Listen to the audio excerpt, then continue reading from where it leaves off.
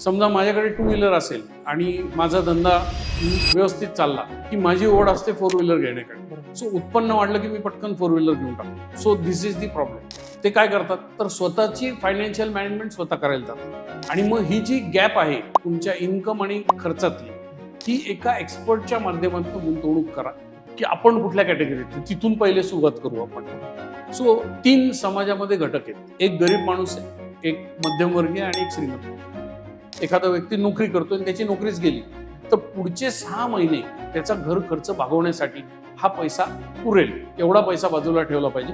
कालांतराने तो 6 महिन्यापासून हळूहळू वाढवत 12 महिन्यापर्यंत नेला पाहिजे. जेव्हा जेव्हा जगभरात कुठेही अनसर्टन्टी येते त्यावेळेस सोन्यामध्ये तेजी येते, हे लक्षात ठेवायचं. सर्टन्टी आली, युक्रेन वॉर सुरू झाला तेव्हापासून सोन्यामध्ये तेजी येते. सर आता काही लोक SIPs लावतात मनी इन्व्हेस्टमेंट करण्यासाठी, पण मग त्याच्यात एक विषय असा होतो की SIPचा दर महिन्याला हप्ता असतो आणि तो जर हप्ता बुडवायचा नाही आपल्याला, त्याला होल्ड नाही करायचं, तर मग कुठून तरी पैसे उचलायचे किंवा मग कुठल्या तरी लोन ऍप्लिकेशन पैसे काढायचे आणि तिथे भरायचे. तर मग त्या गोष्टी कितपत बरोबर आहे तुम्हाला?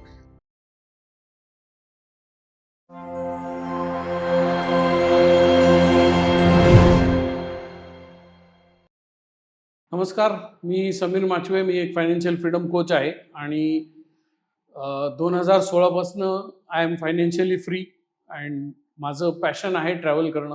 सो मी वर्षाला 100 दिवस वेकेशनवर असतो. बाकीच्या वेळेस मी बिझनेस करतो. माझा प्रमुख businesses I am a mutual fund distributor आणि इन्शुरन्सचं पण मी काम करतो. And I help people to achieve their financial goals. Financial freedom achieve करण्यासाठी, लवकर रिटायर होण्यासाठी मी लोकांना मदत करतो. That is exactly what I do. So thank you for inviting me. आज मला या पॉडकास्टमध्ये तुम्ही इन्व्हाइट केलं त्याच्याबद्दल धन्यवाद. नमस्कार सर, उद्योग नीतीमध्ये नमस्कार. तुमचं हार्दिक स्वागत आहे. सर, बिझनेस असो किंवा जॉब, जेव्हा फायनान्सचा विषय येतो ना तर सगळेच अडकळले जातात त्या ठिकाणी. तर तुम्हाला काय वाटतं की फायनान्स कसा मॅनेज केला पाहिजे? Okay, most of the time माझ्या क्लायंट्सला मी जो एक सोपा फॉर्म्युला सांगतो तो मी सांगतो. 3 स्टेपचा फॉर्म्युला आहे फक्त. खूप कॉम्प्लिकेटेड नाही आहे फायनान्सचं वर्ल्ड. वर करणे आपल्याला असं वाटतं की कन्सेप्ट खूप कॉम्प्लिकेटेड आहेत आणि मग त्याच्यामुळे लोक त्याच्या वाटी जात नाही. पण 3 स्टेपचा फॉर्म्युला आहे. स्टेप नंबर 1 आहे की तुम्ही तुमचा इन्कम उत्पन्न वाढवायला प्रयत्नशील राहा. मग तो व्यक्ती नोकरीत असो किंवा धंद्यात असो. मला वाटतं 99% लोक प्रयत्नशील असतात की नोकरीत असेल तर चांगलं काम करेल, धंद्यात असेल तर काही ऍडव्हर्टायझिंग करेल, अजून काही करेल आणि जेणेकरून धंदा वाढवून स्वतःचं इन्कम वाढवेल. So this is step number 1. Step number 2 ही आहे की खर्च कमी ठेवा. आता इथे मला असं वाटतं की 80-90% लोक फेल होतात. कारण जनरली आपण जर बघितलं समाजामध्ये तर आपला इन्कम वाढला की आपला खर्च वाढतो. समजा माझ्याकडे टू व्हीलर असेल आणि माझा धंदा व्यवस्थित चालला की माझी ओढ असते फोर व्हीलर घेण्याकडे. सो उत्पन्न वाढलं की मी पटकन फोर व्हीलर घेऊन टाकतो. So this is the problem. So सूत्र काय? इन्कम वाढवायला प्रयत्नशील राहा. स्टेप नंबर 2, खर्च कमी ठेवा. आणि मग ही जी गॅप आहे तुमच्या इन्कम आणि खर्चातली ही एका एक्सपर्टच्या माध्यमातून गुंतवणूक करा जेणेकरून त्याच्यावर जो परतावा मिळणार आहे तो महागाईच्या दरापेक्षा जास्त असेल. किती जास्त? तर टिपिकली 1.5 ते दुप्पट जास्त. आणि इथे 3ऱ्या पॉइंटवर परत लोक गल्लत करतात. ते काय करतात तर स्वतःची फायनान्शियल मॅनेजमेंट स्वतः करायला जातात, विच इज नॉट रेकमेंडेड. बरोबर. जसं मी जर आजारी पडलो तर मी डॉक्टरकडे जातो. का? कारण मला अक्कल नाही आहे हेल्थच्या बाबतीतली. I am not a doctor. किंवा मला काही लिगल प्रॉब्लेम आला तर मी वकिलाकडे जाईल. का? कारण तो त्यातला तज्ज्ञ आहे. पण मला जेव्हा पैशाचा प्रॉब्लेम येतो तेव्हा मी फायनान्शियल एक्सपर्टकडे जात नाही. भारतामध्ये 3 ते 4% लोक फक्त फायनान्शियल एक्सपर्टच्या माध्यमातून जातात. बाकीचे लोक स्वतःच्या डोक्याने काहीतरी करतात.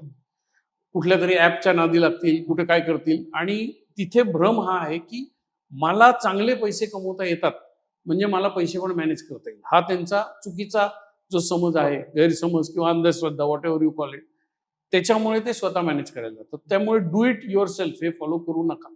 या 3 स्टेप आहेत. उत्पन्न वाढवायला प्रयत्नशील राहा, खर्च कमी ठेवा आणि इन्कम आणि एक्सपेन्स मधली गॅप एका एक्सपर्टच्या माध्यमातून गुंतवा. असं जर 10 वर्ष केलं तर कुठलाही माणूस श्रीमंत होऊ शकतो. त्याला किती अक्कल आहे याने काही फरक नाही पडत आणि त्याच्याकडे किती पैसा आहे याने अजिबात फरक पडत नाही.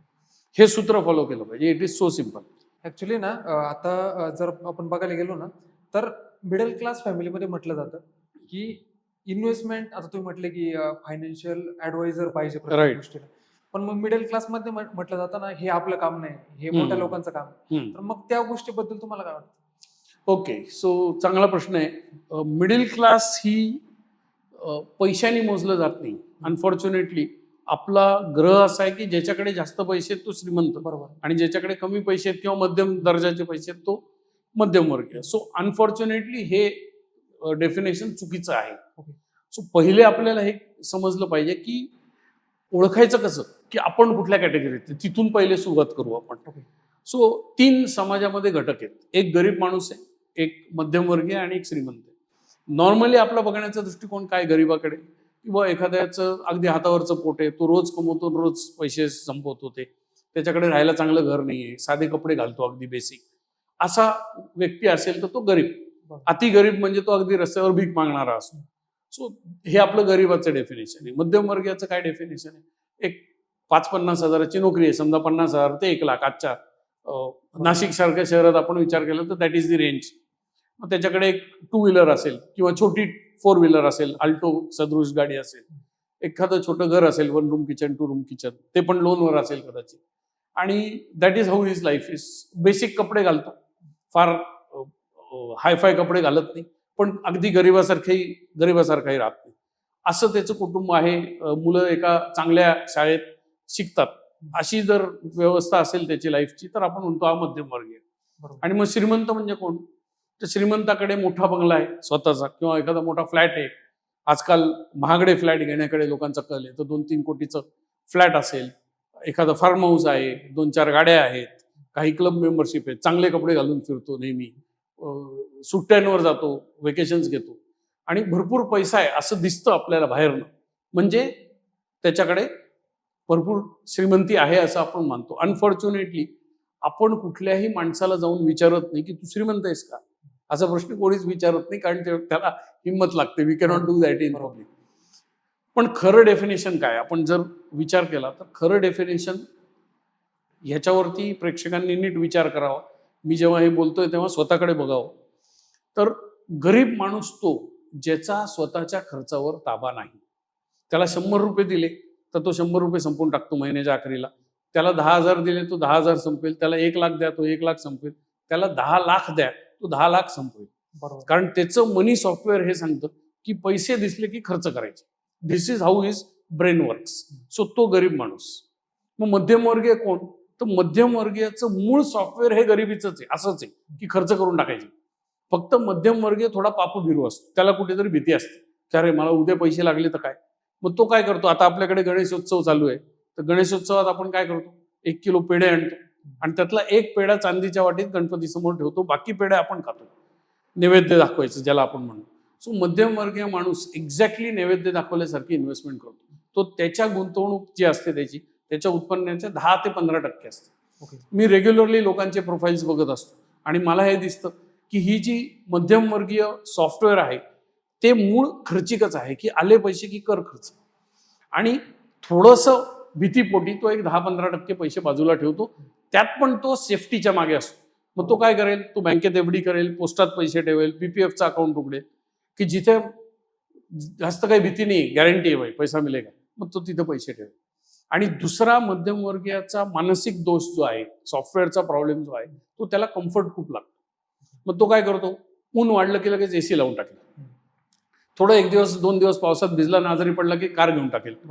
त्याला कम्फर्ट लागतो आणि त्या कम्फर्टमुळे त्याचा खिस्सा कायम रिकामा होत असतो. This is how the middle class software is.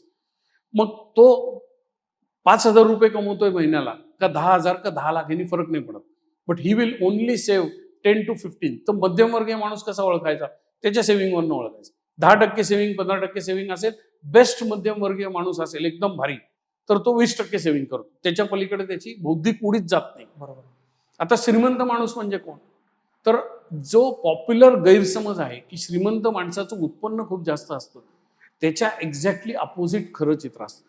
श्रीमंत माणूस हा नेहमी गरीब किंवा मध्यमवर्गीयापेक्षा कमी कमवतो सुरुवातीच्या काळात, जेव्हा तो श्रीमंत दिसत नाही बाहेरनं आपल्याला, गाडी घोडा बंगला काही नसतं त्याच्याकडे, त्यावेळेस त्याचं उत्पन्न कमी असतं. पण त्याचं सॉफ्टवेअर काय असतं, तो त्याच्या उत्पन्नाच्या 40 ते 50% गुंतवायचा प्रयत्न करत असतो. Minimum he starts with 40%. त्याची मानसिकता तशी असते. मग तो एक वेळ जेवण करून ते हासिल करेल किंवा खर्च एकदम कमी ठेवेल, सुरुवातीला गरिबासारखा राहील. तो अशा पद्धतीने राहील सुरुवातीला की जसं कोणी राहू शकत नाही, जेणेकरून पुढे जाऊन त्याला अशा पद्धतीने राहता येईल की जसं कोणी राहू शकत नाही. सेम लॉजिक आहे. पण तिथे तो एकदम गरीबाहून गरीबासारखा राहील. आणि याचा पुरावा काय, एक रॉबर्ट कियोसाकी नावाचे जे लेखक आहेत, मी त्यांच्याकडनं ट्रेनिंग घेतलेले, शिक्षण घेतलेले, ते जेव्हा मिलियनर झाले पहिल्यांदा आणि त्याच्यानंतर बँकरप्ट झाले लगेच, त्यावेळेस ते आणि त्यांची वाईफ त्यांच्या एका मित्राच्या पार्किंगमध्ये राहायचे. राहायला घर नाही, दिवसभर बाहेर फिरून जिथे नोकरी मिळेल, जिथे काम मिळेल तिथे काम करायचे आणि त्यांच्या उत्पन्नाच्या 80% सेव्हिंग करून त्याची गुंतवणूक करायची. वडापाव खाऊन राहिले असतील त्यावेळेस, अमेरिकेत जो काही वडापावचा फॉर्म असेल. But this is how the rich man works. त्याचं थिंकिंग कल कुठे असतो, पैसे वाचवण्याकडे, आणि मग त्या पैशातनं अशा गोष्टी करायच्या ज्यातनं अजून पैसे येतील. सो ही मानसिकता आहे. म्हणून मगाशी मी जो सांगितला रूल तोच, की he will try to increase his income, त्याचा खर्च एकदम कमी ठेवेल आणि उरलेले पैसे गुंतवेल तू सातत्याने. So as you rightly sed की मूळ श्रीमंत माणूस हा आहे. तर मध्यमवर्गीय जर आपण असलो, पहिले ह्या गोष्टींवर स्वतःला तपासून पहा की माझं मनी सॉफ्टवेअर कसं आहे, आणि मग जर तुम्हाला हे कळलं की मी मध्यमवर्गीय आहे, तर मग मला काय केलं पाहिजे, तर I have to go and talk with a rich person. जसं आपण गाडी शिकतो, गाडी कोणाकडनं शिकतो आपण, ज्याला ऑलरेडी गाडी येते. तसं तुम्हाला जर श्रीमंत व्हायचं असेल तर ऑलरेडी जो श्रीमंत आहे त्याच्याकडे जाऊन शिका. पहिले त्याची शहनिशा करा आणि साधं लिटमस टेस्ट आहे की तो त्याच्या उत्पन्नाच्या किती टक्के पैसे गुंतवतो. सो श्रीमंत लोक मिनिमम 40% गुंतवतात, मध्यमवर्गीय मॅक्सिमम 20% टिपिकली, आणि गरीबाचं तर अशक्यच असतं. सो त्याचं अगदीच संपून जातं. सो त्याचे 100% पैसे खर्च होतात. दिस इज हाऊ यू, ह्याच्यावरनं तुम्हाला कळेल की आपण काय केलं पाहिजे. आणि हे खूप कॉम्प्लिकेटेड नाही, it is not rocket science.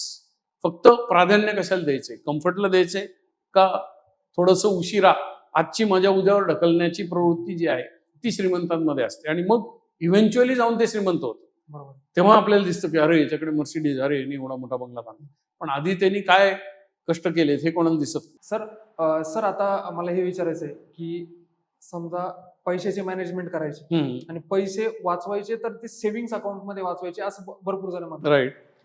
आता त्याच्यामध्ये भरपूर जर बाकीच्या गोष्टी जर बघितल्या तर म्युच्युअल फंड्स आले, शेअर मार्केट आलं, बाकी काही गव्हर्नमेंट बॉन्ड्स असतात त्याच्यामध्ये पण शेअरिंग केलं. तुम्हाला काय वाटतं की एका व्यक्तीने कोणत्या वेने गेलं पाहिजे की आपली पैसे पण सेफ असतील आणि आपण राईट वेने पण सेव्हिंग करू शकतो? 2-3 टप्पे आहेत बेसिकली. सगळ्यात पहिले काय केलं पाहिजे, तर इमर्जन्सी फंड तयार केला पाहिजे. म्हणजे काय, तर समजा माझा दरमहा खर्च 20,000 रुपये आहे, तर 20,000 गुणिले 6 म्हणजे 1,20,000 ही रक्कम पहिले मी सेफ ठेवली पाहिजे. ती कुठे ठेवावी, ती तुम्ही सेव्हिंग अकाउंटला ठेवू शकता. तिथे व्याज कमवायला जायचं नाही, तो इमर्जन्सी फंड आहे. किंवा मी एखाद्या डेट फंड मध्ये ठेवू शकतो, जिथे मार्केट खालीवर झालं तरी त्याच्यावर इम्पॅक्ट येणार नाही, किंवा साधी एक FD करू शकतो. मग हे पैसे कशासाठी वापरायचे, तर ते माझ्या लाईफमध्ये जर काही इमर्जन्सी आली, उद्या समजा एखादा व्यक्ती नोकरी करतोय आणि त्याची नोकरीच गेली, तर पुढचे 6 महिने त्याचा घर खर्च भागवण्यासाठी हा पैसा पुरेल एवढा पैसा बाजूला ठेवला पाहिजे. काळांतराने तो 6 महिन्यापासून हळूहळू वाढवत 12 महिन्यापर्यंत नेला पाहिजे.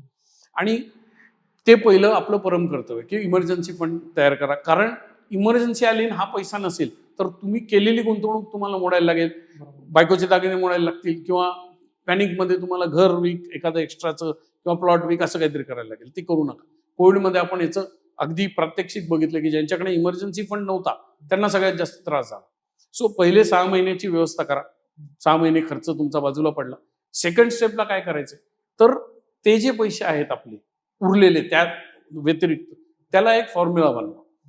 आता साधारण आपण पैसे कुठे टाकतो, सामान्य माणूस 4 ठिकाणी पैसे टाकतो. त्याचे पैसे उरले, सगळ्यात पहिले तो काय करेल, फिक्स्ड इन्कम इन्स्ट्रुमेंट म्हणजे FD, PPF किंवा पोस्टात पैसे ठेवेल, जिथे त्याला आगाऊ माहिती आहे की मला किती व्याज मिळणार. मग ते 5% असो, 7% असो, 8%, पण त्याला इन ऍडव्हान्स माहिती, ज्याला आपण सेफ्टी म्हणतो की हा हे गॅरंटेड मिळणार आहे ना मला, काही हरकत. मग तिथे तो पैसे टाकतो. सरासरी परतावा किती आहे, 7% एव्हरेज. मग आपण ट्रॅडिशनली भारतामध्ये स्त्रीधन साठवण्याकडे कल असतो. आपलं सोनं चांदीचं आपल्याला अट्रॅक्शन आहे, मग आपण ते सोनं चांदी साठवतो. आयदर चोख सोनं घेतो, वळे घेतात लोक किंवा दागिने घेतात. सो त्या याच्यामध्ये पैसे टाकतो. अलीकडच्या काळात आपण बघितलं की सोन्यामध्ये चांगली तेजी चालू आहे. जेव्हा जेव्हा जगभरात कुठेही अनसर्टन्टी येते त्यावेळेस सोन्यामध्ये तेजी येते, हे लक्षात ठेवायचं.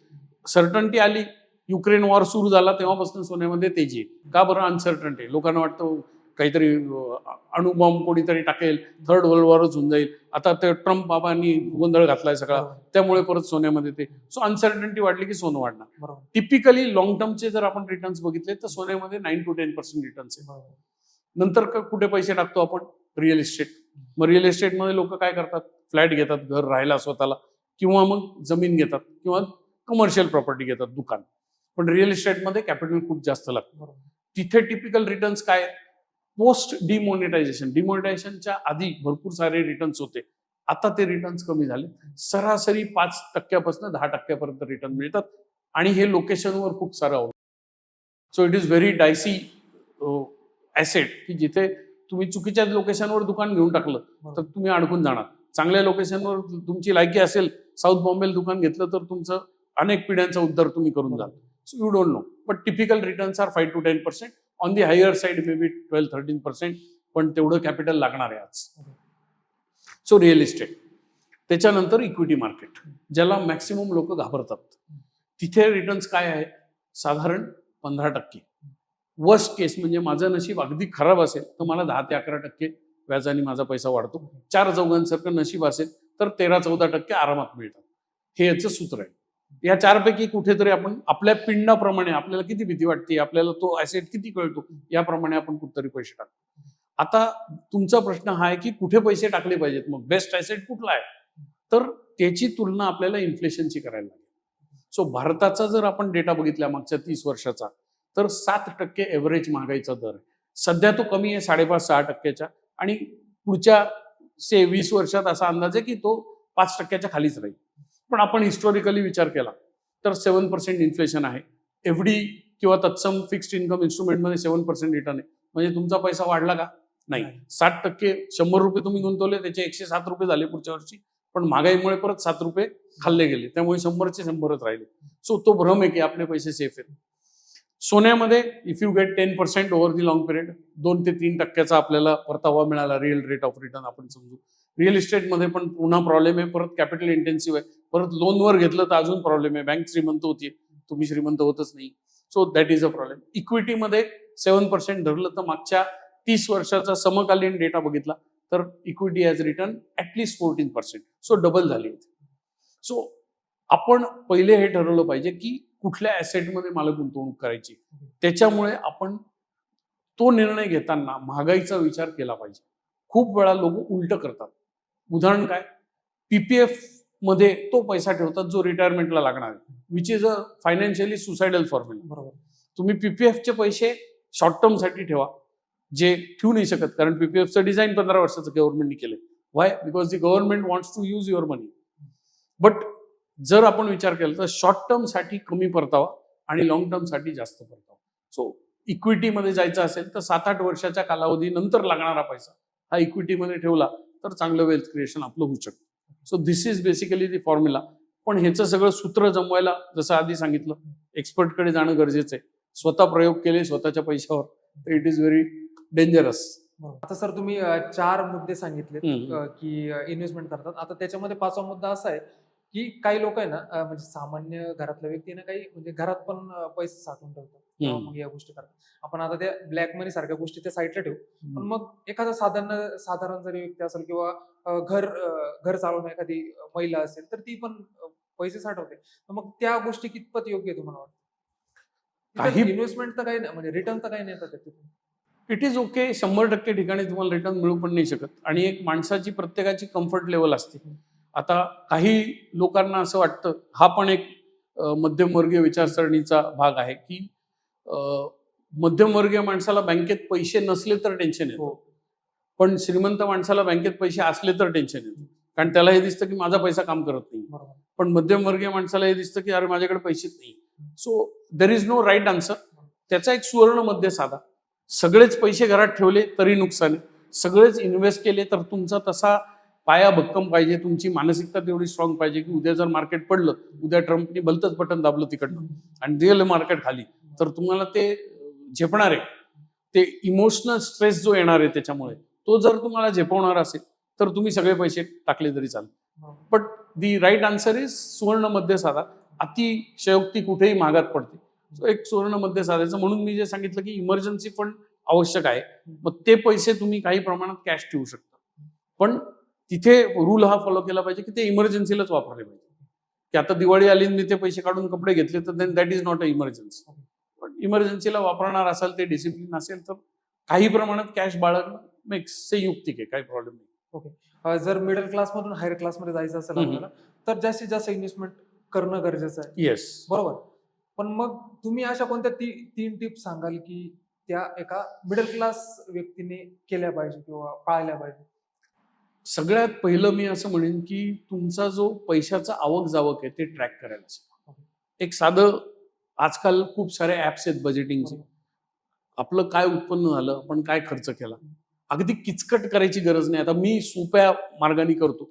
कितीची कोथिंबीर आणली, कितीचं दूध घेतलं, कितीचा वडा खाल्ला, सगळं लिहायची काही गरज नाही. मी एक साधा फॉर्म्युला फॉलो करतो की दर महिन्याला एक 5,000 रुपये एका वेळेस काढतो आणि ते खर्चात टाकून देतो की 5,000 खर्च झाले. मग ते कुठे झाले बारीक सारीक त्यांनी फारसं स्ट्रेस घेण्याची गरज नाही. अति त्याचा केस काढून उपयोग होणार. पण ट्रॅक ठेवणं आवश्यक आहे की मी 100 रुपये कमवले, त्यातले 10 रुपये खर्च केले, 20 रुपये खर्च केले. At the end of the month मला हे कळलं पाहिजे की माझ्याकडे आलेला पैसा किती होता आणि माझ्या खिशातनं गेलेला पैसा किती होता आणि उरला किती. हा पहिली स्टेप आहे. आणि मग नंतर त्याचा अनालिसिस करा की मी अशा कुठल्या गोष्टींवर खर्च केला ज्या आवश्यक होत्या आणि अशा कुठल्या गोष्टी घेतल्या ज्या अनावश्यक होत्या किंवा हव्याशा वाटत होत्या. माझ्याकडे ऑलरेडी 2-3 जोडे बूट आहेत, तरी पण मी ऑनलाईनला बळी पडून एक बटन दाबून अजून 2 जोड मागवले का, हे सगळं अनालिसिस तुम्ही केलं पाहिजे. सो स्टेप नंबर 1 इज हे बजेटिंग करा. स्टेप नंबर 2 हा विचार करा की इव्हेंच्युअली फ्युचरमध्ये तुम्हाला पैसे कशासाठी लागणार आहेत, कुठल्या कुठल्या गोष्टी आहेत. सो कमी वयाचे जे लोक आहेत, ज्यांचं आत्ताशी लग्न झालंय किंवा लग्न झालेलं नाही, त्यांच्या समोर काय आहे खर्च, तर लग्न झाल्यावर मुलं होतील. मुलं झालं की त्यांचं शिक्षण, शालेय शिक्षण, ग्रॅज्युएशन, मग नंतर मुलांचं लग्न आणि मग स्वतःची रिटायरमेंट. सो या सगळ्याचा विचार व्हावा. जो मध्यवयीन असेल 30-35, त्याला एखादं मूल झालंय, शाळेत जातोय किंवा कॉलेजला जातोय, मग त्यांनी काय विचार करावा, मुलांचं हायर एज्युकेशनसाठी लागणारा खर्च किती असेल, मला रिटायरमेंटला काय लागणार आहे, असा सगळा विचार आपण करून कुठेतरी एक अंदाज घेऊन, एखाद्या एक्सपर्टला जर तुम्ही भेटले तर आनंदच आहे, पण नाहीच तुमची इच्छा झाली तर तुम्ही एक अंदाज घ्या प्रत्येक गोष्टीला किती पैसा लागणार. ही स्टेप नंबर 2 आहे. आणि मग थर्ड स्टेप ही आहे की बजेटवरनं मला कळलं माझ्याकडे किती पैसे उरत आहेत, ह्या बेसिक हिशोबावरनं मला कळलं की मुलांच्या शिक्षणाला किती पैसे लागणार आहे, रिटायरमेंटला किती पैसे लागणार आहे, आणि मग ते उरलेले पैसे या गोल्ससाठी मी कसे वापरू. ह्या जर बेसिक 3 स्टेप आपण केल्या, अगदी कॉमन सेन्स अप्रोच, तर आय एम शुअर की बरीच आपली आर्थिक परिस्थिती सुधरू शकते आणि बराच आपल्याला फायनान्शियल कंट्रोल येऊ शकतो लाईफमध्ये. बऱ्याचदा लोकांचं काय होतं की कटीपतंग सारखी लाईफ चालू आहे. सकाळी उठले, ऑफिसात गेले, राबले, महिन्याच्या एंडला पैसा आला, तो पैसा फटाफट खर्च झाला, परत उठले, परत सुरू, आयोडेक्स मध्ये काम पे चली, असं लाईफ निघून जातं. सो तसं न करता थोडंसं इंटेन्शनल बसून आपण मी नेहमी माझ्या क्लायंट्सला सांगतो की सरासरी आपण एक 50 ते 60 तास आठवड्याला काम करतो, जे काही नोकरी धंदा व्यवसाय असेल. आता इमॅजिन करा की मी आठवडाभर काम केलं, 50 तास काम केलं आणि त्या 50 तास काम करून मी 25-30 हजार रुपये कमवले. तर माझी जी सुट्टीचा दिवस आहे त्या दिवशी बसून मी 1 तासही हा विचार करत नाही की हे जे मी 50 तास राबवून 50,000, 30,000, 20,000 ज्याच्या त्याच्या याच्याप्रमाणे पैसे कमवले, त्या पैशाचं मी काय करू जेणेकरून मला जसं पाहिजे तसं आयुष्य जगता येईल. याच्यावर विचार होत नाही, याच्यावर कृती होत नाही. परत सोमवाराला आयोडेक्स मध्ये काम पे चली आणि असे वर्ष, दशक निघून जातात. आणि मग माझ्याकडे जे लोक येतात 40-45 या एजमध्ये सगळ्यात जास्त लोक येतात, ते एकदम जागे होतात. अरे बापरे, आता इकडे मुलांची फी भरायची, तिथं पैसा पुरत नाही, माझी रिटायरमेंट दिसायला लागली आता तोंडावर, त्याला कसं काय होणार आहे, मला कॉम्प्रोमाइज लाईफ जगायला लागेल का. तर ही परिस्थिती यायच्या आधी जागे व्हा आणि ह्या 3 स्टेप्स फॉलो करा, मग तुम्हाला त्रास होणार नाही. And if you go to the experts, that is the best. निश्चितच त्याचा उपयोग आपण केला पाहिजे आणि आपली आर्थिक घडी बसवणं ही आपली जबाबदारी आहे. बरोबर. कोणीतरी असं म्हणलेलं आहे की तुम्ही गरिबाच्या घरात जन्माला आले तर तो तुमचा दोष नाही, बरोबर. पण तुम्ही श्रीमंत न होता मेले तर तो 100% दोष तुमचा आहे. बरोबर. ती काळजी घेतली पाहिजे आणि प्रत्येकाने प्रयत्नशील झालं पाहिजे की मी माझ्यासाठी माझ्या फॅमिलीसाठी चांगल्यात चांगलं आयुष्य देईन, बेस्ट पॉसिबल. अगदी प्रत्येकाला काही बिल गेट्स व्हायची गरज नाही, बरोबर. But you can give a very good life प्रत्येक फॅमिलीला. आणि हे कॉमन सेन्स गोष्टी केल्या तर ते सहज शक्य आहे. सर, आता काही लोक SIPs लावतात मनी इन्व्हेस्टमेंट करण्यासाठी, पण मग त्याच्यात एक विषय असा होतो की SIPचा दर महिन्याला हप्ता असतो आणि तो जर हप्ता बुडवायचा नाही, आपल्याला त्याला होल्ड नाही करायचं, तर मग कुठून तरी पैसे उचलायचे किंवा मग कुठल्या तरी लोन ऍप्लिकेशन मधून पैसे काढायचे आणि तिथे भरायचे. तर मग त्या गोष्टी कितपत बरोबर आहे तुम्हाला वाटतं? आयडियली हे खूप घातक आहे. सो असं करू नका.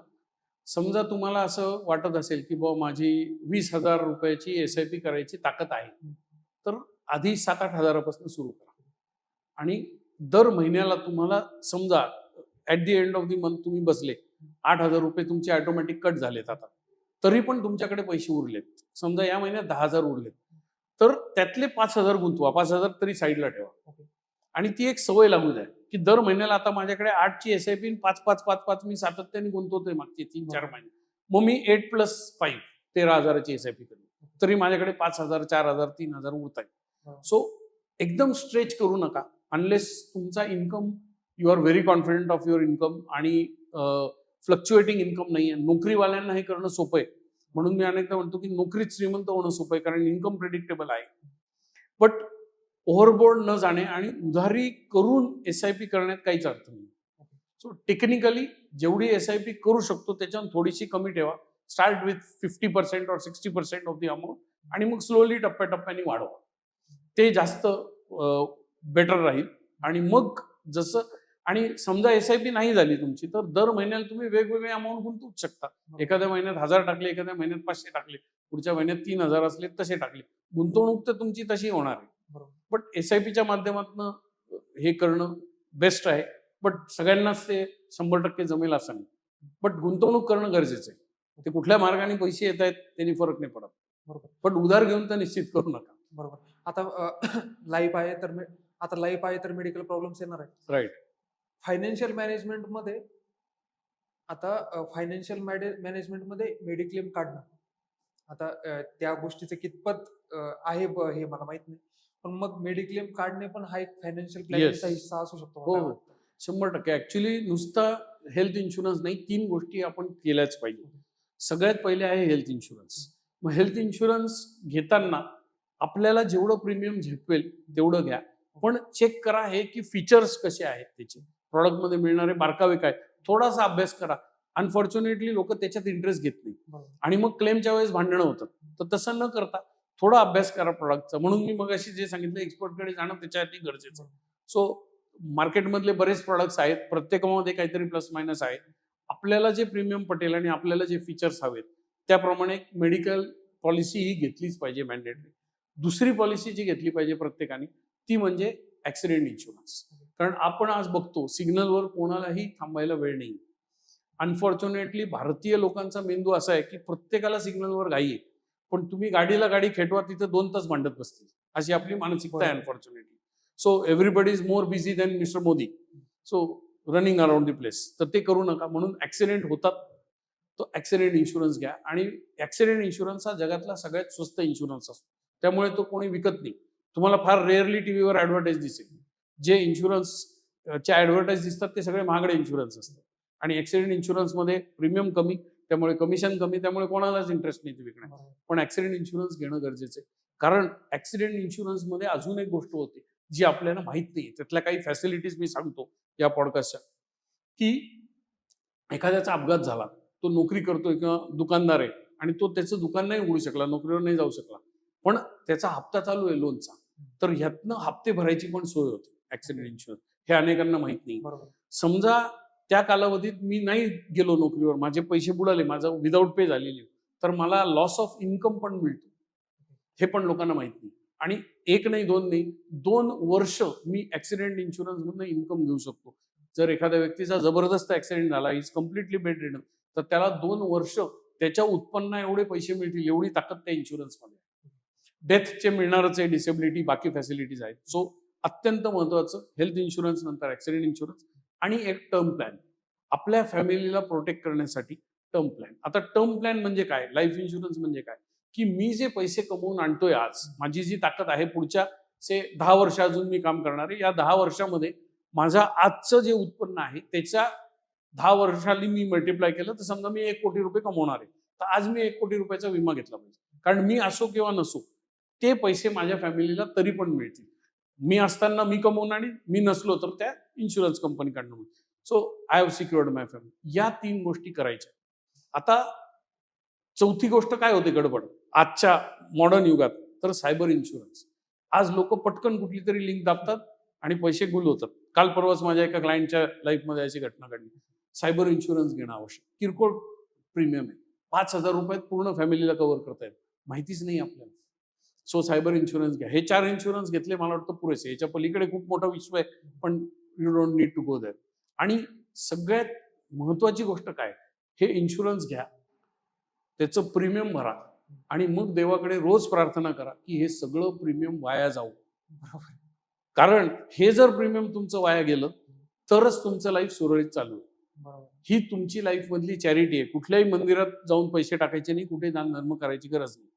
माझं तर हे मत आहे की इथेच तुम्ही चॅरिटी करा अँड देन प्रे की हे पैसे वाया जातील. खूप वेळा लोक कुरकुर करतात की बाबा मी 5 वर्ष हेल्थ इन्शुरन्सचे पैसे भरले, मला काहीच फायदा नाही झाला.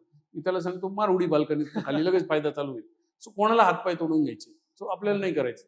सो ह्या मानसिकतेतनं जर आपण या विषयाकडे बघितलं, खूप खर्चिक आहे का, अजिबात नाही. पण प्रॉपर ऍडवायझर पाहिजे जो तुम्हाला हे गाईड करेल आणि कमीत कमी खर्चात चांगल्यात चांगले प्रोडक्ट्स मिळतात. असं काही नाही की सगळ्यात महागड्या गोष्टी चांगल्या असतात. So this is the basic thing we have to do for insurance. Sir, नाशिकमध्ये आता 2027 मध्ये कुंभमेळा येतोय, तर तिथल्या बिझनेस ओनर, आता कुंभमेळा येतोय तर बिझनेस ओनरसाठी खूप मोठी संधी, राईट, गोल्डन ऑपॉर्च्युनिटी म्हणू शकतो आपण. तर त्या संधीमध्ये त्यांनी सोनं कसं केलं पाहिजे, काय वाटतं, म्हणजे संधीचं सोनं? 2-3 गोष्टी करणं आवश्यक आहे. पहिलं, प्रिपरेशन आजपासून करा. मला वाटतं आता 1 वर्ष साधारण राहिले कुंभमेळ्याला आजपासून. सो आत्तापासूनच तयारी करा. कारण आज जर तुमच्या दुकानावर 10 लोक येत आहेत तर कुंभमेळ्याच्या वेळेस 100-200 लोक येतील. सो समजा एखादा हॉटेलवाला आहे, असं आपण उदाहरण घेतलं, तर त्याच्याकडे ती थिंकिंग आत्ता यायला पाहिजे की उद्या जर माझा धंदा वाढला तर माझ्याकडे ते करणारे लोक आहेत का बॅकएंडला. आज मी 2 आचार्यांवर हॉटेल चालवतो, उद्या मला मे बी 5ची गरज असेल, ते माणसं आत्ताच शोधू. सो पूर्व तयारी. एखादा वाणी असेल, त्याच्याकडे सामान ठेवायला तेवढी जागा आहे का, स्टॉक, आणि तो पण धंदा वाढणार आहे, शिदा घ्यायला लोक येणार आहे. सो थोडंसं बसून प्लॅनिंग करणं खूप आवश्यक आहे की येणाऱ्या कालावधीत काय होणार आहे. जर कुठून डेटा सापडला तुम्हाला, मागच्या कुंभमेळ्यात किती लोक आले होते, आणि जर तुम्ही त्या कुंभमेळ्याच्या जागेच्या जवळ असाल अजून तपोवनात, तर it is going to be a big deal. सो हे सगळी पूर्व तयारी करणं आवश्यक आहे. पूर्व तयारी करताना आर्थिक बाजू पण मजबूत पाहिजे की माझ्याकडे जागा आहे, मोठं गोडाऊन आहे, पण पैसेच नाही आहेत ते माल भरायला, तर प्रॉब्लेम आहे. मग तसं काही तुम्हाला अगदीच तुम्ही लोन घ्यायला पाहिजे असं नाही. कोणाशी पार्टनरशिप करा टेम्पररी, की तुम्ही मला व्याजाने पैसे द्या, 8-9% मी तुम्हाला देतो, I will make you a partner, किंवा तत्सम काहीतरी एक अरेंजमेंट करा. बट प्लॅनिंग करणं फार आवश्यक आहे. जे प्लॅनिंग करतील, ज्यांचं कॅपॅसिटी एनहान्समेंट असेल, त्यांना त्यातला सगळ्यात जास्त फायदा होणार. दुसरं खूप महत्वाचं आहे की तुम्ही प्लॅनिंग केली, आता तुम्ही सगळं पूर्ण तयारीनिशी उतरलेत, पण एक्झिक्युशनमध्ये प्रॉब्लेम येतात. एक्झिक्युशनमध्ये काय प्रॉब्लेम येतात, मी 5 माणसं लावली कामाला, पण ती माणसं आली नाही समजा कामावर, तर मला त्यांची घरं माहिती आहे का, त्यांचे आधार कार्ड घेतलेत का मी, त्या खूप वेळा माहिती डिझास्टर नसतं. मॅनेजमेंट म्हणू शकतो. हा, डिझास्टर मॅनेजमेंट, एक्झॅक्टली. की समजा एखादी काय क्रायसिस आली तर माझ्याकडे प्लॅन बी काय आहे माझा. सो हे सगळी तयारी. आणि या सगळ्या थिंकिंगमध्ये तुमची फॅमिली, तुमचे जे हितचिंतक आहेत, त्यांना सगळ्यांना एकत्र करा, त्या सगळ्यांचे सजेशन्स घ्या आणि पूर्व तयारी चांगली करा. एक्झिक्युशनवर फोकस करा. आत्ताच विचार करा की व्हॉट कॅन गो रॉंग, उद्या काय चुकीचं होऊ शकतं, काय गडबड होऊ शकते. एखाद्या गोष्टीचा भाव वाढून गेला आणि तोच माझ्या ह्याच्यातला मेन इन्ग्रेडियंट आहे, तर माझा रेट वाढून जाणार आहे. आणि तिसरी महत्वाची गोष्ट की मॅक्सिमम लोकांपर्यंत पोहोचण्याची माझी यंत्रणा काय, ऍडव्हर्टायझिंग मी करतोय का, मी होर्डिंग लावणार आहे का, मी पॅम्पलेट टाकणार आहे का, मी सोशल मीडियावर जाणार आहे का, ऍडव्हर्टायझिंग कशी करणार आहे, जेणेकरून मॅक्सिमम लोकांना कळेल की मी आता तयार आहे तुमच्या सेवेसाठी, माझ्याकडे कपॅसिटी पण मी वाढवली. ह्या सगळ्या गोष्टींचा जर विचार केला तर आय एम शुअर प्रत्येक धंदेवाईक माणूस हा या संधीचा पूर्ण लाभ घेऊ शकतो आणि त्याची ग्रोथ साधून घेऊ शकतो. बट ही पूर्वतयारी करणं खूप आवश्यक आहे. त्या दिवशी बघू म्हणलं तर बहुत मुश्किल आहे. सर मला सांगा आता की as per your experience Kumbh Mela खरंच मनी मेकिंग ऑपॉर्च्युनिटी असू शकते? येस, एक सिंपल लॉजिक मी तुम्हाला सांगतो मागचे जर काही कुंभमेळे बघितले की जिथे लोकसंख्या जास्त आहे that is a money making opportunity always, because higher population म्हणजे हायर कन्झम्पशन. आता तुम्ही विचार करा, आज नाशिकच्या पॉप्युलेशनच्या किमान तिप्पट ते चारपट पॉप्युलेशन त्या कालावधीत वाढणार आहे. आणि हे लोक रोज जेवणार आहेत, हे कुठेतरी झोपणार आहेत, हे कुठेतरी फिरणार आहेत, काही ना काहीतरी त्यांचं कन्झम्पशन होणार आहे, त्यांना अनेक गोष्टी लागतील. सो आपण ते आत्ता प्रयागराजला जो झाला त्यांनी ते दातून विकून एका माणसाने कोट्यावधी रुपये कमवले. सो दॅट इज ती गरज आहे प्रत्येक माणसाला त्या गोष्टीची, पेस्टची किंवा टूथब्रशची. त्यांनी तिथे दातूनचा धंदा केला. So higher population will always give you more consumption. तो जिथे गर्दी आहे तिथे धंदा आहे. आणि याचा पुरावा काय, भारत आज जगातलं सगळ्यात मोठं पॉप्युलेशन आहे. 15-20 वर्षापूर्वी आपलं population was, we use to think की हा डिसएडव्हान्टेज आहे. आज आपल्याला खूप मोठा ऍडव्हान्टेज आहे पॉप्युलेशन. सो त्याच्यामुळे कन्झम्पशन जास्त आहे. त्याच्यामुळे जगातल्या सगळ्या मोठ्या कंपन्या भारतात येत आहेत. आणि आय एम शुअर की इतर परदेशातल्याही कंपन्या या कुंभमेळ्याकडे लक्ष ठेवून येत आणि याच्यात काय संधी उपलब्ध होईल, ऑनलाईन काय होईल, ऑफलाईन काय होईल, या सगळ्यावरती लोकांचा विचार विनिमय चाललाय आणि मोठ्या प्रमाणात पैसा लोक गुंतवत आहेत. कारण या संधीचा फायदा घेण्यासाठी प्रत्येक जण प्रत्येक धंदेवाईक टपलेला आहे असं मी म्हणेन. सो निश्चितच फायदा होणारच आहे, 100% फायदा होणार आहे. फक्त तो फायदा आपण कसा करून घेतो त्या संधीचा लाभ घेऊन, that is what counts. Sir आता काही दिवस राहिले कुंभमेळ्याला, तर बँकमध्ये आता लोन इन्क्वायरीज वाढतात. लोन काढून कुंभमेळ्यात इन्व्हेस्टमेंट करणं कितपत योग्य आहे तुम्हाला वाटतं? Very difficult to say that की किती योग्य आहे. पण जर तुमचा बिझनेस चांगला असेल, त्याच्यात मार्जिन चांगली असेल, समजा कारण एखाद्याचं मग इथे ना सध्या युथचा क्राऊड जास्त आहे, काही पण करायचा पण बिझनेस करायचा आणि तिथे पैसे डबल टेबल होणारच. राईट. तर मग तुमचं काय सजेशन? जिथे मार्जिन चांगलं आहे, सपोज एक साधं आपण विचार केला तर बिझनेसमध्ये 30 ते 35% मार्जिन असेल तर 8-9-10% लोन घ्यायला काहीच प्रॉब्लेम नाही. फक्त सगळा गेम त्या मार्जिनचा नाहीये. कागदावरच्या कॅल्क्युलेशनला काही अर्थ नाही, त्याचं एक्झिक्युशन तुम्ही किती करता. सो माझं हेच सांगणं आहे की फक्त फोकस त्या संधीवर करू नका. स्वतःची कॅपॅसिटी आहे की नाही त्या संधीचा लाभ घेण्याची. Are you mentally prepared, are you physically ready to deal with that, ते खूप महत्वाचं आहे. खूप वेळा आपण आरंभशूर असतो, माणसाचं डिझाईन असं की आपण आरंभशूर असतो आणि आपण पूर्वतयारी न करताच कूदतो त्याच्यात. सो समजा मी आज काहीतरी, मला काहीच अनुभव नाही बिझनेस आणि मी ते न शिकता मी जर लोन काढलं आणि मी काहीतरी वेडवाकडं करायला गेलो, हा एक मार्ग आहे. दुसरा मार्ग काय की माझा एखादा मित्र आहे जवळचा, त्यांनी धंदा केला किंवा त्याच्या आई वडिलांकडे बिझनेसचं बॅकग्राऊंड आहे, तर मी त्यांच्याबरोबर जाऊन चर्चा केली पाहिजे. 4 बिझनेसमन एस्टॅब्लिश लोकांना भेटलं पाहिजे आणि माझी एक मानसिकता तयार होईल मग की कुठे खाचखळगे आहेत, कुठे संधी योग्य आहे, कुठे जाणं चुकीचं राहील. हे सगळ्याचा जर मी अभ्यास केला आणि नंतर लोन घेतलं तर there is nothing wrong in taking the loan. Loan घेतलंच पाहिजे. आपल्याकडे पैसे नसतील तर लोन घ्या. सो बट त्या सोन्याचं, त्या संधीचं आपल्याला सोनं करता यायला पाहिजे. त्याच्यामुळे तुम्ही लोन घ्या आणि if you can manage the loan, very good. So संधी समसमान आहे, फक्त सगळेच जिंकतील का, नॉट पॉसिबल. सर आता तुम्ही खूप वर्षापासून फायनान्शियल ॲडव्हर्टायझरी करतात, पब्लिकला सल्ला देतात की पैसे कसे गुंतवले पाहिजे. आतापर्यंतचा तुमच्या लाईफ मधला सगळ्यात अवघड केस कोणती होती, तुम्ही काय सांगा? ओके, चांगला प्रश्न आहे. सो माझ्याकडे एक अशी केस आली होती की नवरा बायको दोघेही सरकारी शिक्षक होते जिल्हा परिषद शाळेत. दोघांचं मिळून उत्पन्न साधारण 70-72 हजार रुपये असेल साधारण. आणि काही कारणामुळे खूप सारं लोन घेऊन ठेवलं होतं. काही बँकेचे लोन्स होते, काही पर्सनल लोन्स होते आणि त्याचं व्याज जे होतं ते साधारण 60-62 हजार रुपये महिना व्याज. मुद्दल तर सोडून द्या. आणि माझ्या एका एक्झिस्टिंग क्लायंटमुळे ते लोक आले होते आणि बेजार झालेले होते, कारण 10-12 हजार रुपयात घर चालवायचं आहे. पगार कागदावर दिसतोय, सरकारी नोकरी म्हणजे पगार गॅरंटेड आहे, नोकरी जाणार नाही याची पण काही अंशी गॅरंटी निश्चितच आहे गव्हर्नमेंट जॉबमध्ये. पण काहीतरी चुकीच्या निर्णयांमुळे पूर्वीचे जे केलेली लोन्स आहेत ती इतकी डोईजड झाली की त्यांना जगणं मुश्किल व्हायला लागलं होतं. आणि अशा परिस्थितीत जेव्हा ते माझ्याकडे आले तेव्हा मग त्या केसमध्ये मला अगदी त्यांचा बारीक सारीक हिशोब, की भाजी किती रुपयाची येते, दर महिन्याला दुधाचं बिल काय होतं, मोबाईलचं बिल काय होतं, अशा छोट्या छोट्या बारीक सारीक गोष्टींमधनं पण आम्ही पैसे वाचवले. कुठे 10 रुपये वाचले, कुठे 20 रुपये वाचले, कुठे काय मॅनेजमेंट करता येईल का. मग ते प्रीपेड कार्ड घ्यायचं, पोस्टपेड नाही घ्यायचं. मग पोस्टपेडमध्ये आधी 1500 बिल यायचं, मग प्रीपेड घेतल्यावर ते 500वर आलं, मग चल हो तिथे 1000 वाचले. असं करत करत करत साधारण आय बिलीव्ह 4.5 वर्ष लागली त्या सगळ्या गर्तेतनं बाहेर यायला. आज ते लोन सगळं फिटलंय. काही त्यांना जमीन पण विकावी लागली मधल्या काळात, ती परत रिकवर पण करता आली. बट त्यावेळेसची परिस्थिती अशी होती की काही लोकल लोकांकडनं जे व्याज घेतलेलं होतं ते खूप जास्त होतं, मग ते पटकन निपटवलं. सो हायर व्याजाचे लोन्स पहिले प्राधान्याने संपवले. अशा बऱ्याच युक्त्या केल्या. पण I would say that was the most challenging case माझ्या लाईफमध्ये. आणि आज त्या फॅमिलीचं एकदम सुरळीत चालली आहे, आर्थिक गडी बसली, मुलांचं शिक्षण झालं, मुलांना नोकऱ्या लागल्या आता.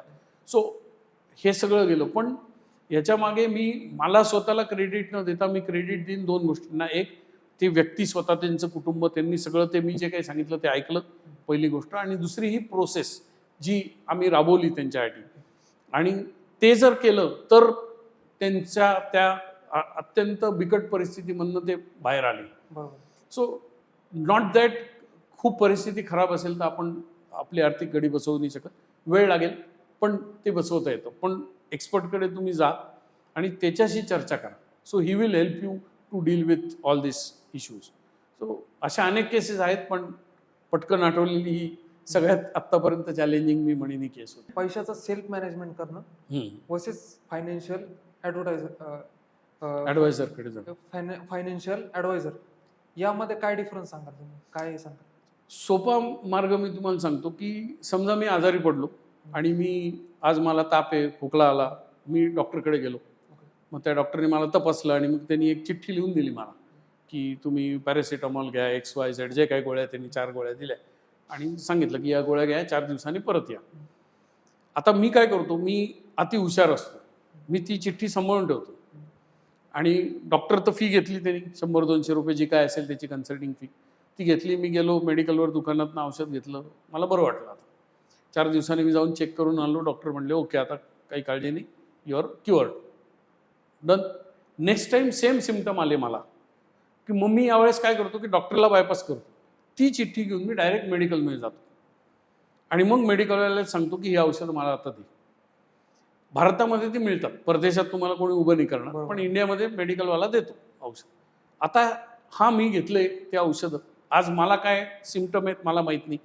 त्यावेळेस डॉक्टरनी काय डायग्नोसिस केलं होतं, कुठल्या कारणामुळे ते सिम्पटम आले होते त्याचा मला आता पत्ता नाही. आता मी माझ्या स्वतःच्या हेल्थवर प्रयोग करतोय, सेल्फ मेडिकेशन घेऊन. तो जो काही मेडिकलवाला आहे तो पण थोडासा त्यातला बी फार्म, म्हणजे त्याला औषधाचं ज्ञान आहे पण त्याला आजारपणाचं ज्ञान नाही. तो अर्धा डॉक्टर झालेला आहे, अर्ध्या हळकुंडाने पिवळा होणं म्हणतो ना आपण, तसं काहीतरी झालेलं आहे. आणि त्याला तुमच्या हेल्थची काही घेणं देणं नाही, त्याला त्याची औषधं विकण्याची मतलब आहे. त्यांनी ते विकले आणि तुम्ही घरी येऊन झालं. माझा प्रश्न हा आहे की असा प्रयोग किती लोक करतील स्वतःच्या लाईफ? काही प्रमाणात लोक 1-2% करत असतील, but you will not experiment with your health.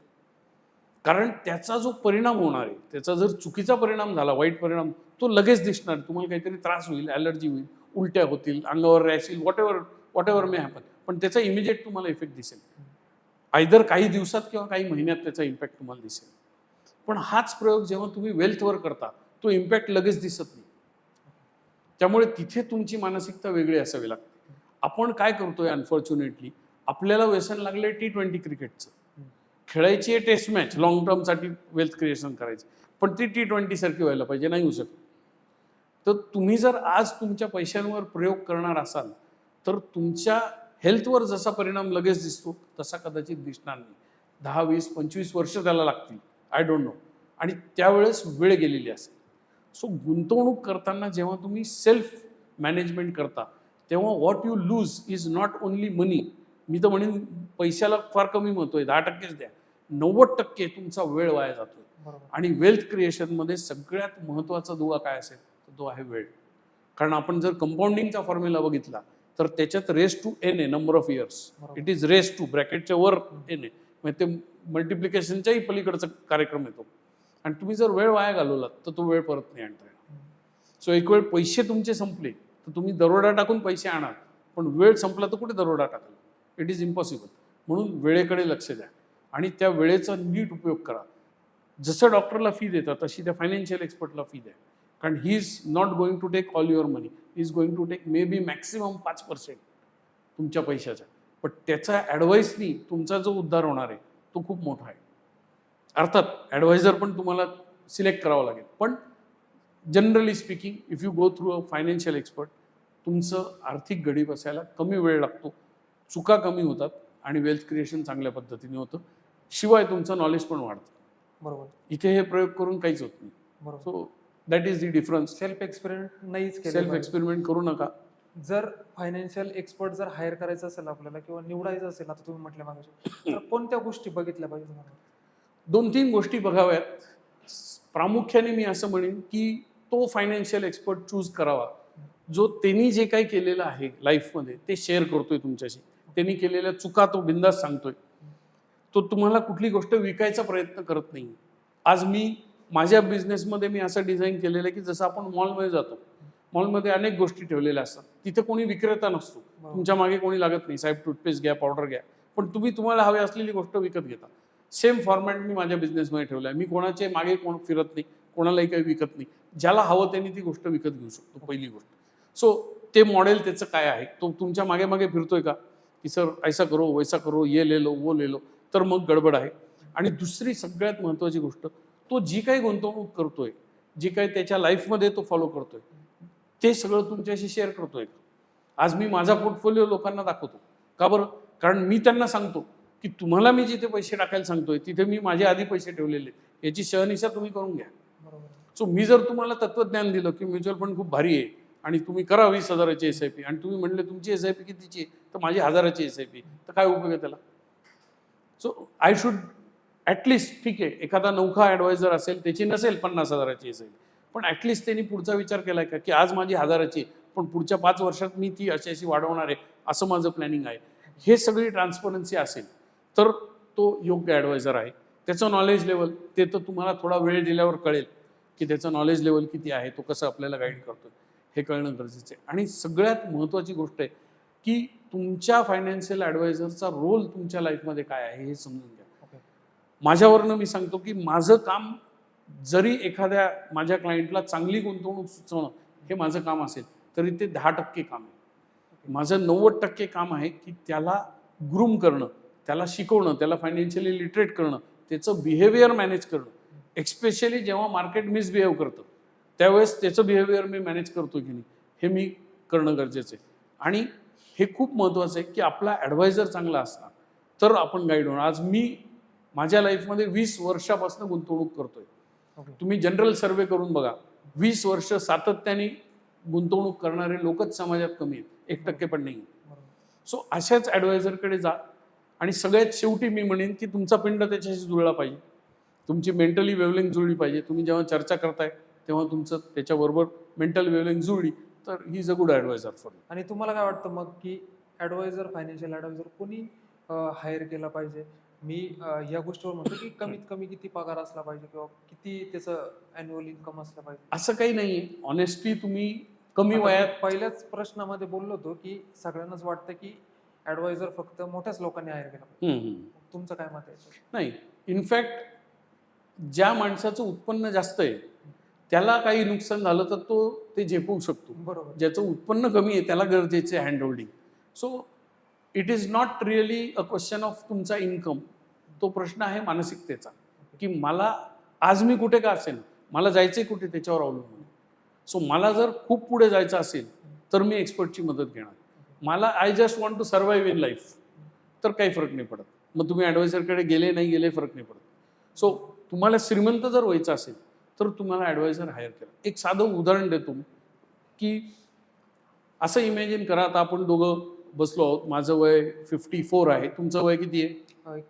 25 आहे. So 50 you are younger by 25 years, right? आता आपल्या दोघांना संधी आली माउंट एव्हरेस्टवर जायची, बरोबर? तर पहिला प्रश्न आहे की आपण जाऊ का, आपली आज तारखेला लायकी आहे का हेल्थ वाईज, तर कदाचित नाही, माझी तर नाही आहे, बरोबर. तुमची पण कदाचित बरोबर. तो फिटनेस नाही. आपण माउंट एव्हरेस्टला जाऊ शकतो, पण परत येणार त्याची गॅरंटी नाही. त्याची guarantee. आजच्या तब्येतीने गॅरंटेड एवढं आहे की परत येणार नाही, तिकडंच आपला कार्यक्रम होऊन जाईल. सो समजा आपण ठरवलं की नाही जाणे काही आपल्याला माउंट एव्हरेस्ट, बरोबर, तर खूप तयारी करायला लागेल, मानसिक तयारी करायला लागेल, शारीरिक तयारी करायला लागेल, रोज व्यायाम करायला लागेल, डाएट कंट्रोल करायला लागेल, मेंटल पण हे करायला लागेल. कारण माउंट एव्हरेस्टवर जाण्यासाठी जी काही सेटअप लागतो मेंटली अँड फिजिकली, तो खूप स्ट्रॉंग पाहिजे. बिकॉज तिथे तुम्ही 200च्या स्पीडने वारे वाहतात, -60 टेम्परेचर आहे, आणि त्या परिस्थितीत तुम्ही जाऊन परत येणं आणि ते सगळं लोड घेऊन एवढं डोंगर चढायचा तो 8,848 metre, it is not a joke. So ती सगळी जय्यत तयारी करावी लागेल. सो बाय चॉईस हे द्राविडी प्राणायाम करायला कोणीच तयार होत नाही. म्हणतील जाऊ दे ना, काय माउंट एव्हरेस्टला नाही गेलं तर काय होणार आहे लाईफमध्ये, बरोबर. कोई होगा नाही. थोडेसे जे क्रेझी लोक असतात तेच जातील, बरोबर. पण आपण तरी ठरवलं की नाही, आपण ईर्ष्याला पेटलो, जाणे गायचे झाला माउंट एव्हरेस्ट, काय करावं लागेल, ही तयारी केली, मग पैशाची व्यवस्था करायला लागेल. आज माझ्या अंदाजाने 60 ते 70 लाख रुपये लागतात एका माउंट एव्हरेस्टच्या एक्सपिडिशनला. मग ते एक तर स्वतः टाकायची ताकद पाहिजे, नाही तर स्पॉन्सर मिळाला पाहिजे. Most people take a sponsor, त्याच्या थ्रू जाणार, मग ती तयारी करायची, मग ते माउंट एव्हरेस्टच्या बेस कॅम्पला राहायचं 2 महिने, ॲक्लिमेटाईज करायचं, मग एक दिवस ती विंडो मिळणार, मग जायचं वरती, त्या गर्दीतनं वेळ काढणं, तिथं वरती 5 मिनिटं देणार आणि ते झेंडा बिंडा टाकून एखादं फोटो आणि मग खाली यायचं. हे सगळं कार्यक्रम आहे. सो श्रीमंत होणं आणि माउंट एव्हरेस्टला जाणं हे सेम आहे. एवढं अवघड काम कोणीच करायच्या नादी लागत नाही.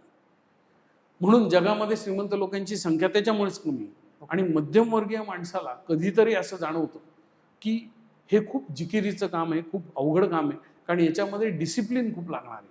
आणि प्रामुख्याने by design human beings are not discipline. आपण आळशी असतो, आपण म्हणजे आपल्या सवयी अशा वेडेवाकड्या असतात, आणि तो डिसिप्लिन आपल्याला स्वयंशिस्त ठेवायची इच्छा नसते. आणि मग त्यामुळे काय होतं की मध्यमवर्गीय माणसाला जेव्हा हे जाणवतं की साला माउंट एव्हरेस्ट जाणं बहुत मुश्किल आहे बॉस, तर मग तो म्हणतो की आपण मधला मार्ग काढू. मग तो काय करतो, श्रीमंत व्हायच्या ऐवजी श्रीमंत दिसायचा प्रयत्न करतो. मग तो पटकन जाऊन एक घर घेऊन टाकेल, लोनवर घेईल, मोठी वास्तुशांती करेल, सगळ्यांना बोलवेल, घरच्यांना, दारच्यांना, पारच्यांना सगळ्यांना जेव खाऊ घालेल, छान वा वा वा वा छान छान. म्हणजे ते सक्सेसचं डेफिनेशन तेच, अरे छान घर आहे याच्याकडे. एक गाडी घेऊन टाकेल, त्याला मस्त मोठा हार लावेल, तो हार काढणारच नाही महिनाभर, लोकांना कळलं पाहिजे बाबाची गाडी नवीन आहे. बरोबर. ते सगळं जवळवर करेल, आतमध्ये मरत राहील तो, EMI भरून भरून वाटवळ झालं तरी चालेल, बट हे सब कार्यक्रम वो करेगा. चांगले कपडे घेईल, ब्रँडेड कपडे घालेल, आणि that is what you will look rich. हा लुकिंग रिच जो कार्यक्रम आहे हा खूप महागात पडतो. म्हणजे माउंट एव्हरेस्टचं उदाहरण घेतलं तर तो काय करेल, तो स्टुडिओत जाईल, ते सगळे कपडे घालेल माउंट एव्हरेस्टचे, माउंटेनिंगचे, मागे बॅकड्रॉपला एक माउंट एव्हरेस्टचं चित्र लावून फोटो काढून घेतो. सो दॅट इज श्रीमंत दिसणे. ॲक्च्युअली श्रीमंत झाला का तो? नाही. मग जर तुम्हाला श्रीमंत व्हायचं असेल तर कंबर कसून तयारी करावी लागेल, 20 वर्षाचा विचार पुढचा करावा लागेल. आणि हे जर करायचं असेल तर ॲडवायझरकडे जा. कारण तुम्ही जर श्रीमंत झाले तर फक्त तुम्ही श्रीमंत होत नाही, तुमच्या पुढच्या सगळ्या पिढ्या श्रीमंत होतात. बरोबर. आज तुम्ही मध्यमवर्गीय का आहात? कारण तुमच्या मागच्या सगळ्या पिढ्या मध्यमवर्गीय होत्या. एक धीरूभाई अंबानी चेंज हुआ, वो भी पेट्रोल पंप ही भरता था, पेट्रोल ही भरता था. तो श्रीमंत नव्हता, तो काही मर्सिडीजमधनं येऊन तिथं नोकरी नाही करायचा माणूस, तो साधाच माणूस होता. पण आज बघा काय झालं, टाटाच्या फॅमिलीमध्ये 800 वर्षापूर्वी पहिल्या माणसाने बिझनेस सुरू केला, तो श्रीमंत नव्हताच, त्यांनी हाणामाऱ्याच केल्या, त्यांनी भांडेच घासले. पण आज तुम्ही बघा, आणि हे प्रत्येक फॅमिलीला लागू आहे. सो एका पिढीला हमाल्या करायला लागतील, एका पिढीला मेहनत करायला लागेल, पण त्यांची विजन काय आहे ते खूप महत्त्वाचं आहे. आणि ते जर करायचं असेल तर go to a right adviser and make sure that he is himself rich or he is at least on the way to be rich. आणि मग तो तुम्हाला ॲडवाईस करतो, तर तो तुमचा हात धरून तुम्हाला माउंट एव्हरेस्ट फिरी मारून परत आणेल जिवंत. नाही तर एक चांगला फोटो काढून ठेवायला लागेल घरी हाय रिझोल्युशनमध्ये, आणि घरच्यांना सांगायला लागेल मी परत नाही आलो, इसको हार डालो. बरोबर. कदाचित तुम्ही जर श्रीमंत होण्याचा प्रयत्न नाही केलात तर तुमचे मुलं देखील तुमचे फोटो लावणार नाहीत, असं मी कधी कधी गमतीने म्हणतो. पण तुम्ही श्रीमंत होण्याचा प्रयत्न केलात, यशस्वी झालात काही प्रमाणात तरी तुमच्या अगदी पुढच्या 4 पिढ्या पण तुमचा फोटो लावून ठेवतील. त्यामुळे ॲडवायझरकडे त्यांनी जावं ज्यांना श्रीमंत व्हायचं आहे, स्वतःसाठी, स्वतःच्या फॅमिलीसाठी एक चांगलं आयुष्य त्यांना द्यायचं आहे, कॉम्प्रोमाइज लाईफ जगायची नाही. कदाचित आज मी कॉम्प्रोमाइज जगतोय, पण माझा प्लॅन आहे की 10 वर्षात मला चांगलं लाईफ जगायचं. बरोबर. आणि ह्याच्यासाठी पैसे लागत नाहीत, अक्कल लागत नाही. त्याच्यासाठी फक्त प्रोसेस आणि डिसिप्लिन या दोनच गोष्टी लागतात. त्यामुळे कुठलाही तुमचं उत्पन्न 500 आहे का 50,000 आहे का 5 लाख आहे याने फरक पडत नाही. सो त्या उत्पन्नाचं कॉन्व्हर्सेशन सोडून द्या. Go to the process, go to the expert, he will help. Sir आता शेवटचा प्रश्न आहे माझा. जर आपल्या युवकांना जर तुम्हाला एखादा संदेश द्यायचा असेल तर तो काय द्यावा असं वाटतं? युवकांसाठी एक सिंपल, मी माझ्या पुस्तकात जे मार्शमेलो एक्सपेरिमेंट लिहिलं आहे त्याच्याबद्दल मी संदेश देईन की सगळ्यात महत्त्वाची क्वालिटी काय आहे, कुठली अशी एक गोष्ट आहे जी हे ठरवेल की तुम्ही लाईफमध्ये श्रीमंत व्हाल की नाही होणार. ती एकच गोष्ट आहे. त्याच्या आजूबाजूला अनेक गोष्टी आहेत अजून, पण that is the prime thing. ती एक गोष्ट जर मिस केली तर सगळं असेल तरी तुम्ही श्रीमंत नाही होणार. ती गोष्ट कुठली तर त्याला म्हणतात डिलेड ग्रॅटिफिकेशन. डिलेड ग्रॅटिफिकेशन म्हणजे काय, माझ्या आज झालेल्या एखाद्या गोष्टीचा फायद्याची पार्टी मी आज न करता थोडीशी पुढे ढकलतो. आज मजा न मारता मी ती मजा पुढे ढकलतो. आणि ही पोस्टपोनमेंटची मानसिकता नाही. मग त्याच्यासाठी एक मार्शमेलो एक्सपेरिमेंट केला होता फार पूर्वी. एक्सपेरिमेंट काय होता, शाळकरी मुलांना एका वर्गात बसवलं. एका वेळेस एकच मुलगा, त्याच्यासमोर टेबल आहे, टेबलामध्ये मार्शमेलो नावाची ते एक खायचं टॉफी असते, ती त्या मुलाला दिली आणि त्याला एक टर्म अँड कंडिशन दिल्या, अट दिली की हा मार्शमेलो तू आत्ता खाऊन टाक, नो प्रॉब्लेम, किंवा मी या खोलीच्या बाहेर जातो, 15 मिनिटांनी मी परत येईन, तोपर्यंत जर तू हा मार्शमेलो खाल्ला नसेल तर तुला 2 मार्शमेलो मिळतील. असं साधं एक्सपेरिमेंट होतं. हजारो मुलांवर तो प्रयोग झाला. काही मुलांनी ते मार्शमेलो पहिलेच गट्टम करून टाकलं, काही मुलं थांबले, त्यांना 2 मार्शमेलो मिळाले, संपलं. आता हा एक्सपेरिमेंट तिथे संपला नाही. ह्या सगळ्या लोकांचा अभ्यास त्यांनी पुढच्या आयुष्यभर केला. अगदी ती लोक म्हातारी होतं ती स्टडी कंटिन्यू राहील. आणि त्यांना असं दिसलं की ज्या मुलांनी 2 मार्शमेलो खाल्ले, म्हणजे जे थांबले, ते सगळे लोक श्रीमंत झाले, ते चांगलं आयुष्य जगले. आणि ज्यांनी पटकन 1 मार्शमेलो खाऊन टाकला, they all struggled in life. आणि मग तिथून ही क्वालिटी त्यांनी केली की डिलेड ग्रॅटिफिकेशन, म्हणजे आज मला काहीतरी बक्षीस मिळतंय, प्राईज मिळतंय, तो मार्शमेलो, पण मी थांबतोय का, कारण उद्या मला अजून एक मिळणार आहे. तो माझी ती मेंटल कपॅसिटी आहे थांबण्याची, आणि ती नाही आहे. आणि ह्याचा पुरावा काय, आज तुम्ही बघाल तर equity market everybody knows it gives returns, but average time इन्व्हेस्टमेंटचा काय भारतीय लोकांचा 2.5 वर्ष. डिलेड ग्रॅटिफिकेशन नाही, थोडा फायदा आला विकून टाक, काय तिकडं कोण ट्रम्पला शिंका आली इकडं विकून टाक, ही मानसिकता झाली. सो मी असं म्हणेन की युवकांसाठी दी बेस्ट थिंग इज ही डिलेड ग्रॅटिफिकेशनची क्वालिटी तुम्ही कमी वयात डेव्हलप करा, त्याच्याबद्दल वाचन करा. श्रीमंत तुम्ही तसेही व्हाल. जर हे आलं तर ते ऑटोमॅटिक होणार आहे. It is a by product. तुम्ही श्रीमंत होता की नाही is a by product of तुमचं डिलेड ग्रॅटिफिकेशन आणि डिसिप्लिन किती. ते जर तुम्ही केलं, I think that is the best thing you can develop at early age. पैसा तो ऐसे ही आएगा. श्रीमंत व्हायला पैसे लागत नाहीत, अक्कलही लागत नाही. लागतं काय, हे डिलेड ग्रॅटिफिकेशन. ती क्वालिटी सगळ्यात महत्त्वाची. ही ज्यांनी डेव्हलप केली ते सगळे लोक श्रीमंत होतात. एखाद्याला 2 वर्ष लागतील, एखाद्याला 10 वर्ष, एखाद्याला 20 वर्ष लागतील. That doesn't matter. प्रत्येकाचा स्पीड वेगळा आहे लाईफमध्ये, ते कंपॅरिझन करू नका. But this is the message I would like to give the youngsters की थोडंसं स्वतःवर काम करा, रोज वाचन करा, ही क्वालिटी स्वतःमध्ये डेव्हलप करा, and then becoming rich is so easy. धन्यवाद सर. धन्यवाद. खूप छान वाटलं तुमच्याशी. थँक्यू, मलाही मजा आली. आय होप आपल्या दर्शकांना याचा उपयोग होईल, कुठेतरी ते वापरतील हे ज्ञान. थँक्यू.